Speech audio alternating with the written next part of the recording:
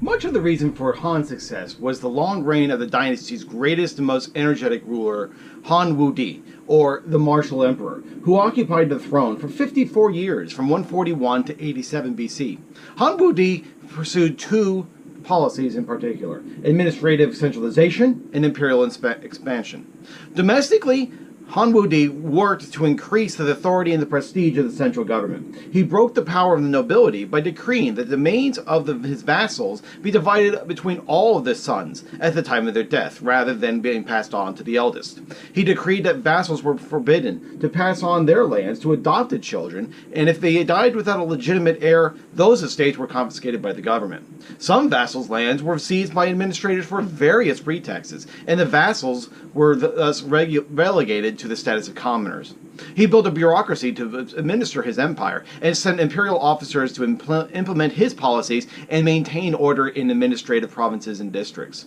He continued the policy of building roads and canals to facilitate trade and communication. He levied taxes on agriculture, trade, and craft industries, and established imperial monopolies on essential goods like salt and iron. And he also placed the liquor under state supervision.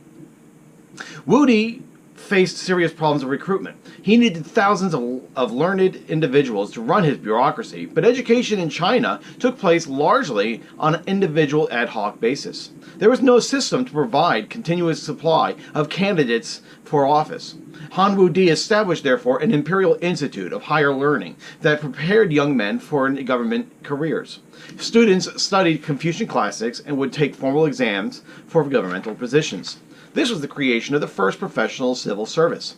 At first, the exams were confined to the upper levels of the government, but would eventually encompass local positions as well.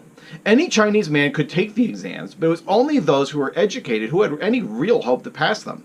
And also, education was expensive. This meant that the old aristocracy and landlords had an advantage over everybody. On occasion, though, members of lower classes did rise to high positions. One official made his living raising pigs, but his answers so impressed the emperor that he rose to become imperial chancellor. The Imperial Institute took Confucianism, the only Chinese cultural tradition that was developed enough to provide a rigorous intellectual discipline, as the basis for its curriculum. Ironically, while he relied on legalist principles of government, Han Wudi ensured the long-term survival of the Confucian tradition by establishing it as the official imperial ideology. By the end of the Han, the Imperial University enrolled more than 30,000 students.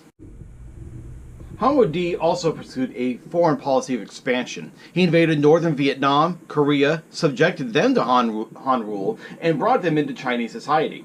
The greatest foreign challenge that Han Wudi will face is from the Xiongnu, a nomadic people from Central Asia. These people are more commonly known as the Huns. The Xiongnu were superb horsemen. Boys would learn how to ride sheep and shoot rodents at an early age, and as they grew older, they graduated to larger animals and aimed their bows and arrows at larger prey.